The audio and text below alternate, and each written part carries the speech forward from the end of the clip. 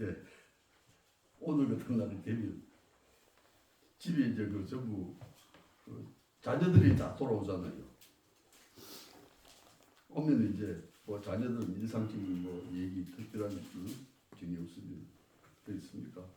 같이 식사하고 손주들이 있으면 손주들이 이제 뛰놀고 애교 부리는데 거기에 또 같이 거들고 이렇게 기쁘게 연말을 보냅니다.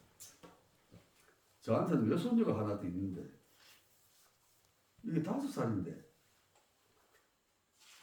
하루 종일 뛰놀아요. 그러니까 외삼촌이 둘이가 와가지고 둘이서 애를 보는데 교대교대를 보는데 외삼촌이 지쳐버려요. 애들 그렇다. 아, 또 얼마나 시게 노는지. 그래도 오늘 아침에 이제 일어나니까 교회 가야 된대요. 그래, 마음속으로, 그래. 어린 조나이에 오늘 교회 간다고 얘기를 하니까 그 엄마도 그렇고 여사촌도 그렇고 다 좋겠죠. 그래서 속으로 흐뭇한 그런 마음으로 왔습니다. 그런 아이를 보면서 저 아이가 배운 게 있어서 오늘 교회 가야 된다 이렇게 이제 말을 했는데 늘 교회 가겠죠.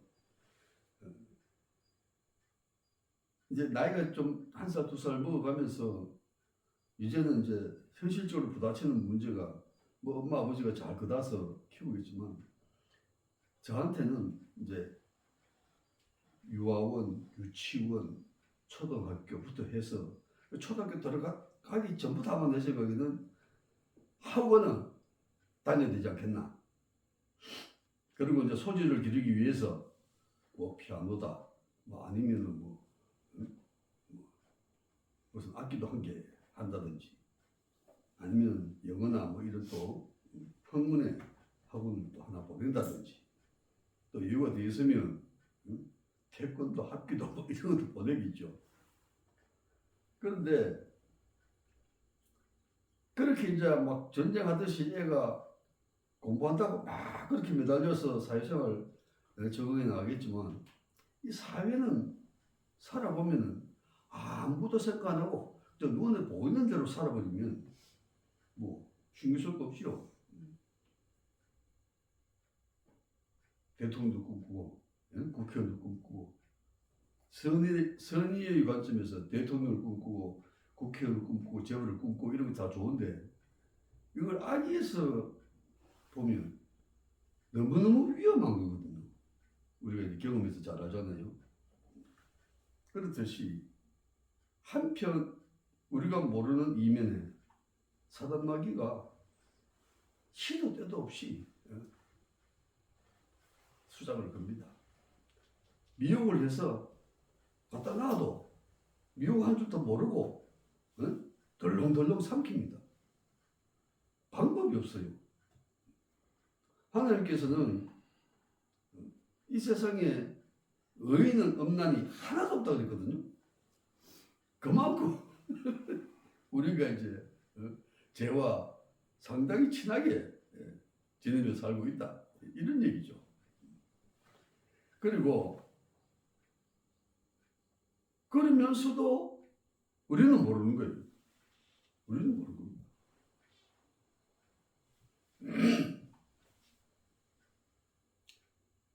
우리가 신앙생활을 하면서 기도를 한다고 하고 성경을 묵상하고 때를 깊어서 찬양도 합니다. 우리 육신에서 나타난 모습들이죠. 그러면 다른 데에서는 저들도 믿고 저들도 부처를 믿고 예를 들어서 저들도 불경을 묵상하고 그리고 저들도 불참가라 하든가 뭐 하여튼 뭐 있어요. 노래 부르고 똑같잖아요. 겉으로 보면.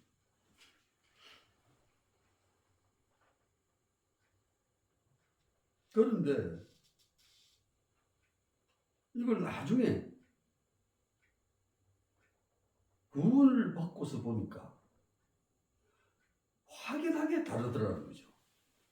완전히 다르더라고요. 그래서 우리가 할 수 있는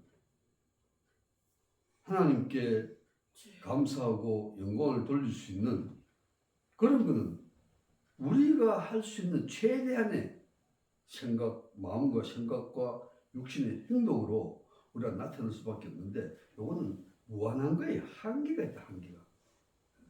그러니까 이제 불교에서도 우리는 안 하나? 천주교에서도 우리는 안 하나?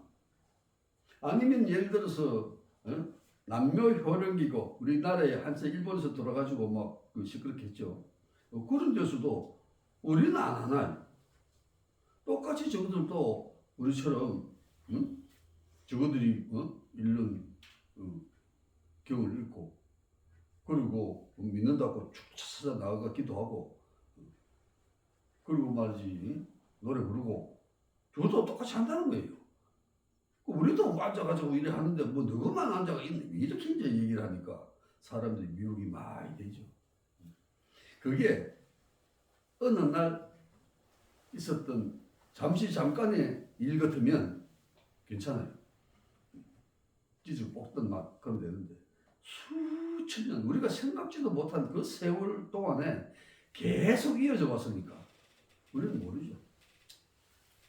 옆집에도 뭐 불교 신자 있고 옆집에 천주교 신자 있고 앞집에 뭐 남녀 혈혈계고 있고 뒷집에 신천지 있고 뭐 이런 식으로 온 천지가 그러니까 근데 그것도 뒤에 해놓고 먹고 살다가 열심히 다니면 어떻습니까?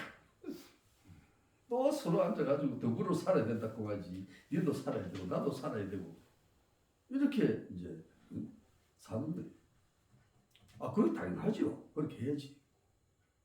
그러면 우리가 이제 하나님 은혜로 우리 주 예수 그리스도를 믿어서 이제 구원을 받아가지고 하나님 자녀가 됐다. 그래서 우리 예수 그리스도께서 말씀하신 것처럼 사도행전 1장 8절이죠.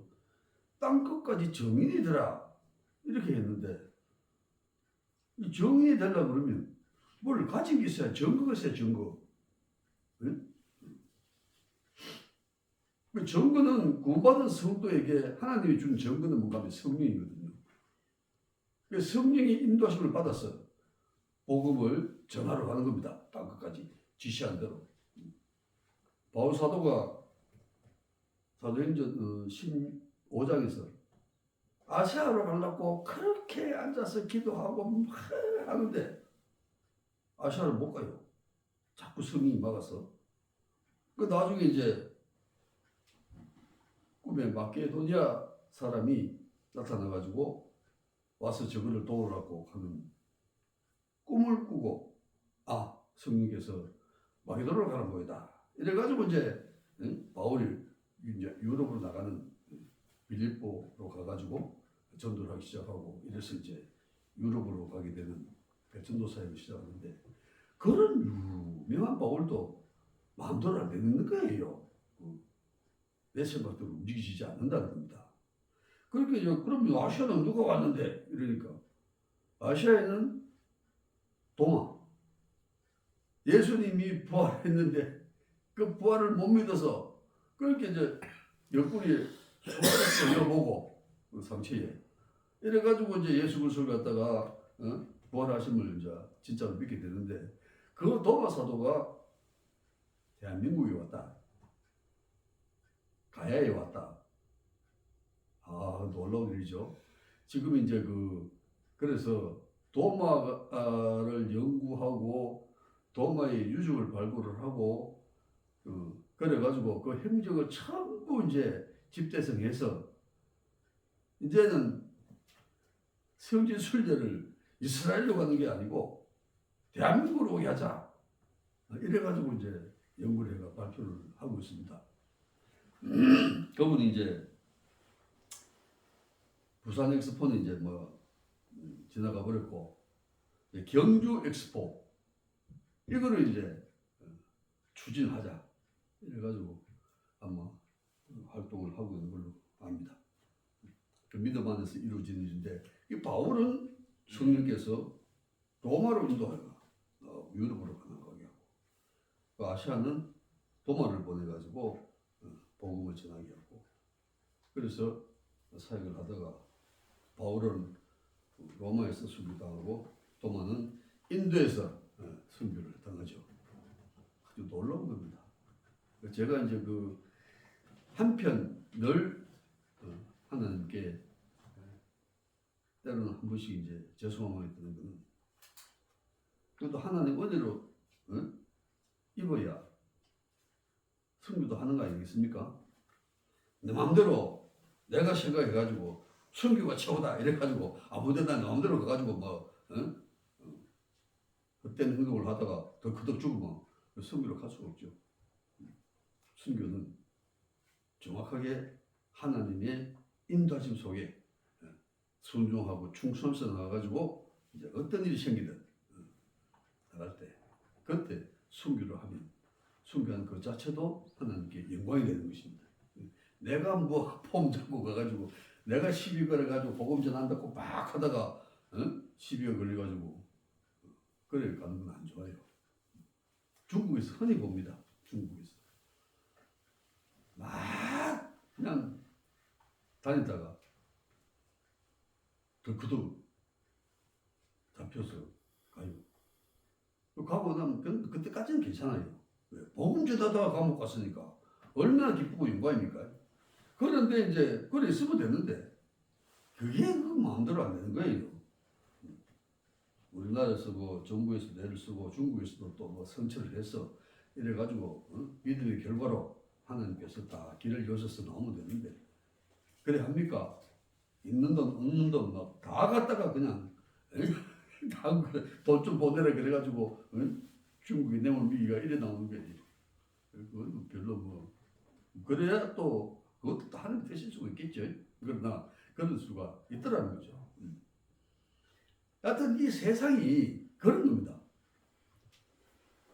우리는 그저 서민으로서 하루 벌어서 하루 살고 내가 열심히 노동을 해서 뭘 하든지 뭐 공장에 다니든지 시골에 와서 말이지 농사일에 옛날 같으면 무슨이죠.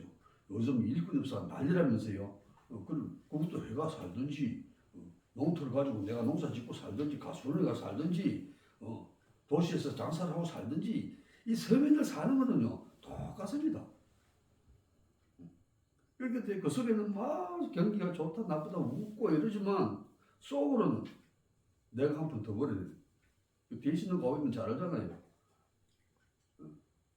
반을 갖다 후려쳐야 할인 내가 사야 제대로 산 거라는 거죠.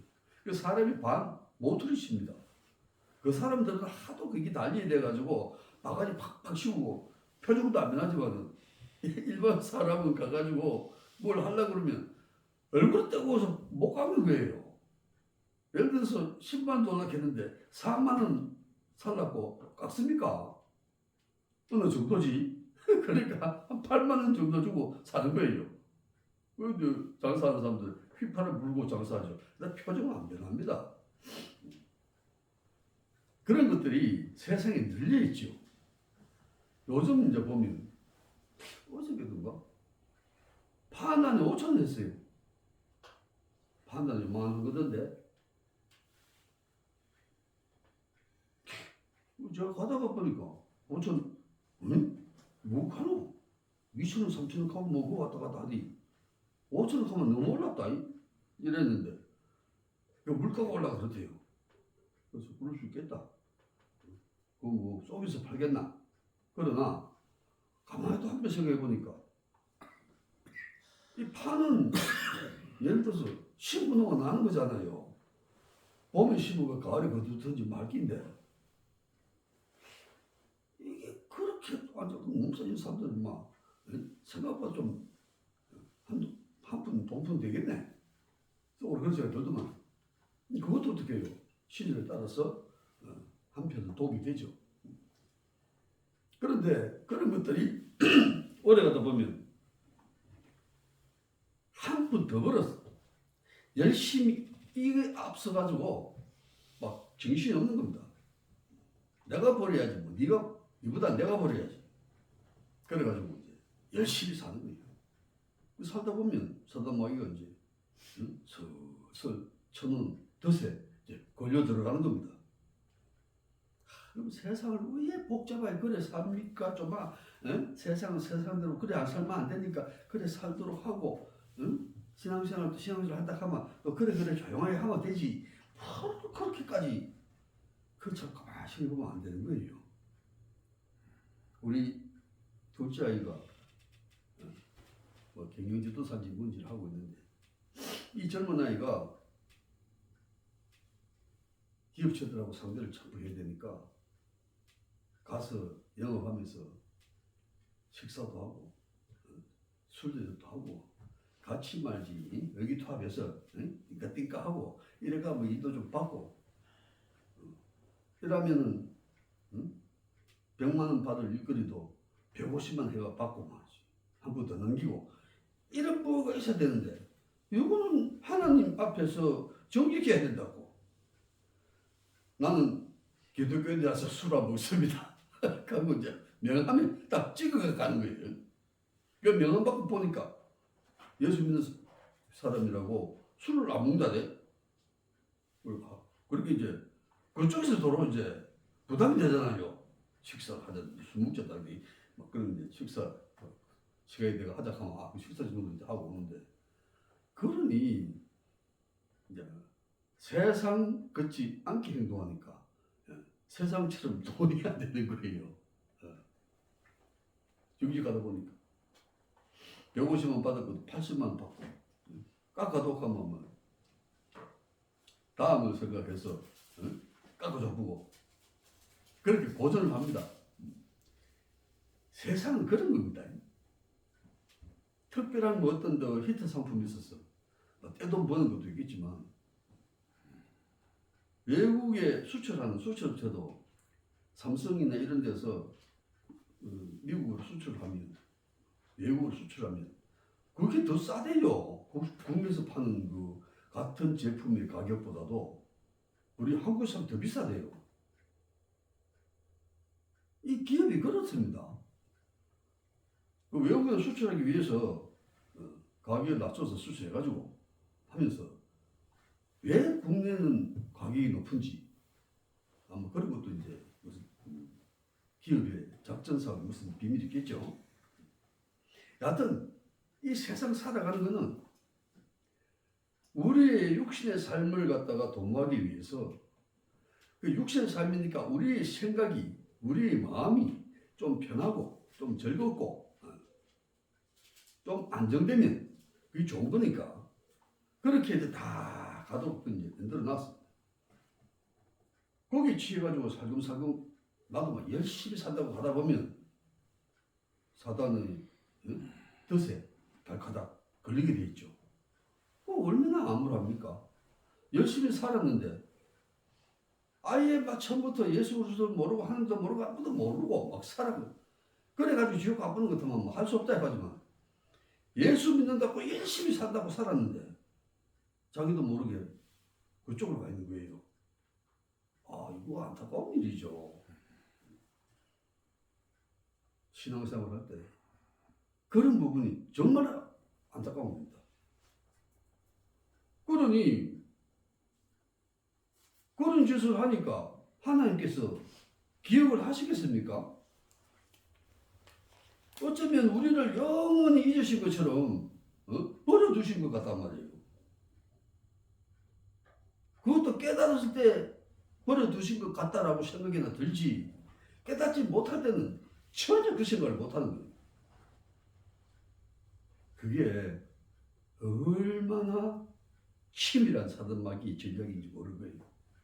우리나라가 김수의 주사파 이것 때문에 북계의 그 선전 선동 전술 때문에 이것은 뭐 어느 날 한 번 하고 마는 게 아니고 80년 가까운 세월을 계속 숨어서 압력을 하고 공작을 했기 때문에 오늘 우리나라가 본 반공 정신이 무너졌고 주사파들이 사회 곳곳에 자리 잡고 정권까지 탈취해가지고 난리가 났었잖아요. 그걸 왜 몰랐을까? 북귀의 전략을. 그러니까 우리는 신앙생활 하면서 왜 사단마귀의 전략을 몰랐을까? 이게 이제 중요한 거예요. 왜 하나님의 은혜 속에 우리가 주 예수를 믿으면, 그러면 믿을 때 사단마귀가 틈차지 못하도록 내가 늘 말씀과 묵상과 기도, 찬양으로 하나님과 함께 생활해야 됩니다. 절대 욕심내면 안 되고 거짓 행동을 하면 안 되고 다 아는 건데, 그런데 세상살이가 육체를 요구하는 삶이다 보니까 여기에 매진을 해야 되는 거거든요. 그러니 기독교인들이 때로는 앉아가 헷갈릴 수가 있죠. 일하려고 하이 말씀 있고 절하려고 하이 일이 안 되고 그럴 때가 있습니다. 그럴 때도 용감하게 하나님을 바라보고 성령께서 가르친 대로 행동한다. 그러면 때로는 손을 좀 봐도 돌아서면 하나님의 큰 은혜가 임하게 될 줄로 믿습니다. 참 어두운 거잖아요. 세상에서 지금도 안타깝죠. 가면 말 안 듣습니다. 어제 아래는요. 그 방촌에 하늘 누리교회라고 있는데 전도를 한다고 좀 도와달라고 해서 갔습니다. 거기에 이제 젊은 성도 두 사람하고 나이 많은 성도 한 사람하고 세 사람이 하고 내가 이제 가고 그랬는데, 그래도 좀 뭐 이제 젊은 사람들은 뭐 가히 늘 그런갑다 이래 싶은데, 그래도 나이가 든 우리가 가가지고 이 메고 전도하면서 씩씩하게 주 예수를 믿으면 영생하고 천국에 산다고, 제발 지옥 가지 말고 천국 좀 가자고 그러면서 이제 대화하기 시작하고 전도지 나눠주고 이러니까 그래도 반응이 좀 나왔더라고요. 전혀 뭐 외면하고 그러지 않아요. 그것도 한해 그치지 말고 하려면 계속하라. 이 추운 겨울이지만 계속하라. 이렇게 이제 격려를 하고 왔습니다. 세상사가 그런 거예요. 그러니까 지금까지는 우리가 사단마귀에 속아서 그렇게 세상 살다가 뭐 대통령이 됐든 국회에 됐든 말이지, 뭐 권세 좀 잡았다고 말이지, 막 호기를 불려가지고 그냥 백성들을 척취하고 어쨌든 막 그렇게 살았던, 예수 그리스도를 모르고 하나님이 계셔도 찾지도 않고 그렇게 살다가 지옥 갔다. 우리도 지옥 가면서 몰랐잖아요. 그러니까 얼마나 암울하고 어두운 세상을 살았느냐. 이건 역사적으로 그런 문제고, 우리가 올 한 해를 돌아보면 올 한 해 동안에 과연 우리는 얼마나 하나님 앞에 떳떳하고 밝은 세상을 살았는가 생각할 필요가 있어요. 믿음 안에서 기도도 하시겠지만, 그런 우리들에게 하나님께서 은혜 베푸셔서 주 예수를 믿어서 구원을 얻었다. 이 놀라운 은혜는 두고두고 잊을 수가 없는 거예요. 아낄 수가 없는 거예요. 그래 감사하고 감사한 만큼 그 받은 은혜를 결사적으로 움켜쥐고 지켜야 돼요. 저는 한 해 동안 다사다난하게 신앙생활을 하면서 세상에서 겪는 별 희한한 일들 때문에 마음고생 많이 하셨을 겁니다. 그러나 그것도 원래 이제 마지막 남은 시간으로 뒤로 가죠. 이제 우리는 구원받은 성으로서 세상은 막 어둡기나 막 처절하기나 막 저것들이 앉아가지고 끝까지 지옥 가게 되고 그렇기나 뭐 있던 간에 우리는 하나님께 은혜로 구원받았으니까 이제는 어떻게 해요?